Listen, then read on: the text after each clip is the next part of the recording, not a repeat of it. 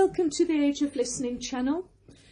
Today I'm talking on a subject that I woke up this morning.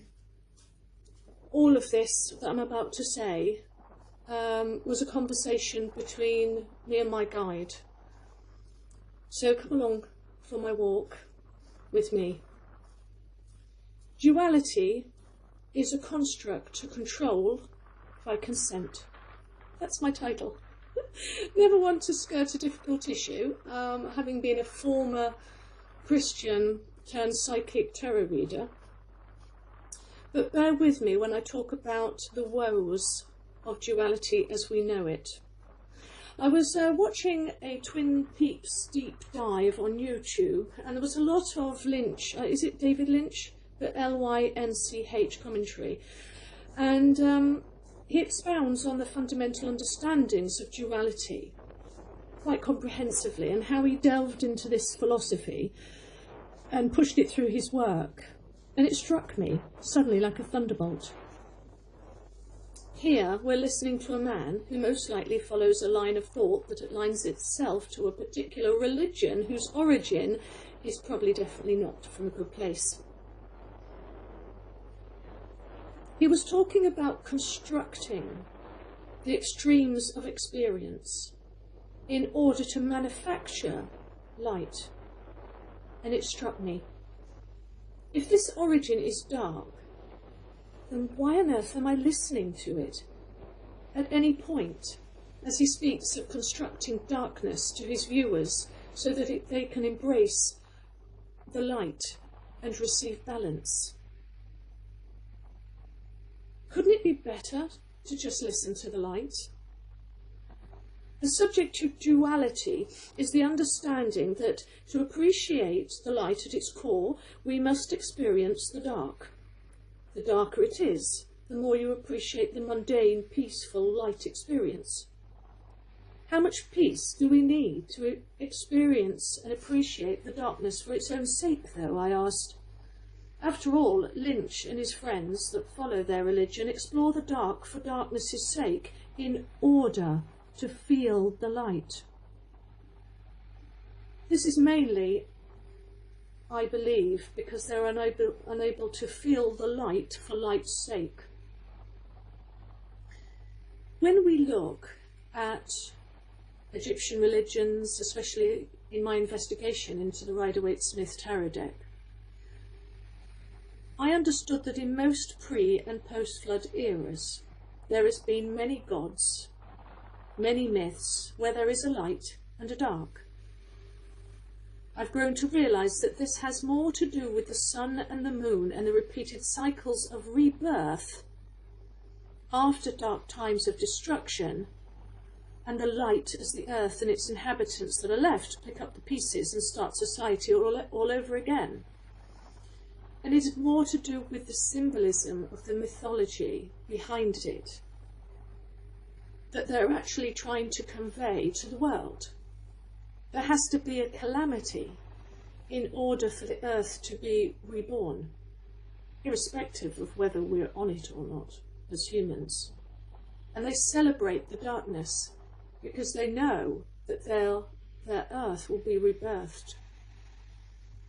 The world has been run by executives in high places, every area in business, with these executives that have drilled into us through TV, radio, films, adverts, education, newspapers, magazines, schools, the universities, this same ethos they've thrown into our little heads that induce stress, anxiety and trauma, mixed with glimpses of light to keep us enraptured in their product, which only leave us exhausted, stressed and unable to sleep.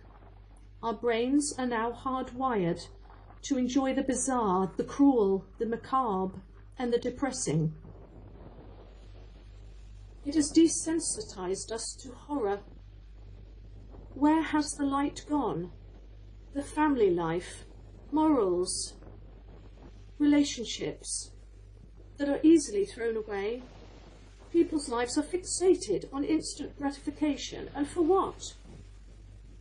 The anything goes It's all about me. This constant trip of this dualistic religion that only by experiencing the bad can you find peace in the light is being done to us, not experienced by unfortunate happenchance, as it naturally should. After all, they say, you can only witness light after experiencing dark. But boy, most experiences in day-to-day life aren't dark, but we still see the light. This rationale only makes sense if you're a psychopath. This only makes sense if you're dead inside and at the very least mentally exhausted or plugged into the matrix and are completely unaware of the manipulators. When we experience natural horror in our lives, it's time to survive it. Go inside, push forward and pray for the light. And once in that light, heal, repair, let go, rebuild. But we don't do it to ourselves on purpose. So I stopped it all. I unplugged from the matrix. Bit by bit, I weaned myself from any channels or mediums that it could get access to. I recognised the duality in women's magazines in my 20s when they wrote about eating disorders and it's okay to be overweight, but only showed models who had eating disorders. I stopped watching TV in my 40s when I could no longer knowingly watch people that were obviously lying with every body telling me that what they were saying was the truth. Films that were getting more and more shocking just to be more sellable. I was done with the cognitive dissonance. I was done with showing my children Disney films that always had some horror that would make them sad and would cause upset and tears. And then calling it, well, it is Disney. It's for children. I stopped, and guess what I found? Peace. I enjoyed sleep, calmness, and boundaries. Great, big, fat, high boundaries for the first time in my life. I knew what I wanted and I knew what I didn't. I realised that goodness didn't need to be hyped up from evil acts. Goodness had its own crop, and it came from using spiritual discernment. Yeah, but Rachel, sometimes we don't appreciate things till we haven't got them. Isn't that duality?